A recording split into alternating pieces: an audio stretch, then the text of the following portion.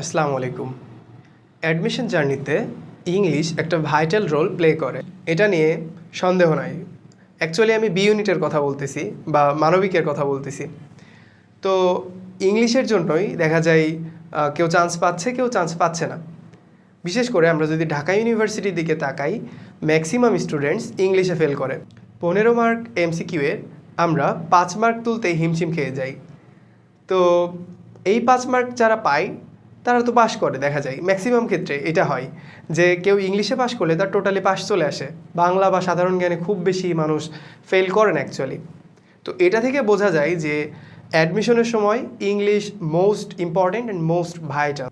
তো অ্যাডমিশন প্রস্তুতির সময় আমাদের ইংলিশ নিয়ে একটু বেশি কেয়ারফুল থাকা লাগে। যেমন কোন টপিকস পড়া লাগবে, কোন বই থেকে পড়া লাগবে, টেক্সট বুকের ভূমিকা কী, রিটেনের ভূমিকা কী, এইগুলো নিয়ে যদি আমরা অবগত না থাকি তাহলে ইংলিশে আমাদের মার্কস আশানুরূপ আসে না বা পাশ করতে কষ্ট হয়ে যায়।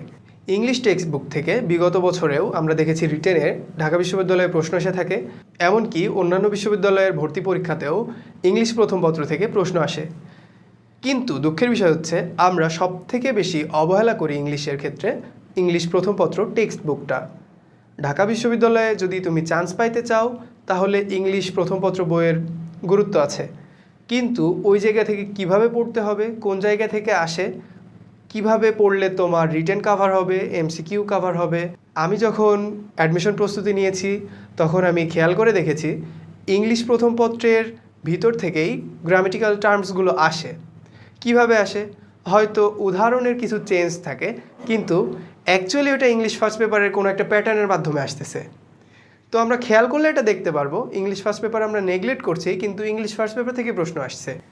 আমি ঢাকা বিশ্ববিদ্যালয়ের প্রশ্ন প্যাটার্ন অনুযায়ী ইংলিশ গ্রোথ পেজে চেষ্টা করব ইংলিশের জন্য যাবতীয় ভিডিওস প্রোভাইড করার, যেখানে আমি বলবো রিটেনের ভূমিকা কী, ইংলিশ ফার্স্ট পেপার অর্থাৎ টেক্সট বুকের ভূমিকা কী, কোন জায়গা থেকে কিভাবে পড়তে হবে, এগুলো আমি শর্ট ভিডিওর মাধ্যমে বলতে থাকবো।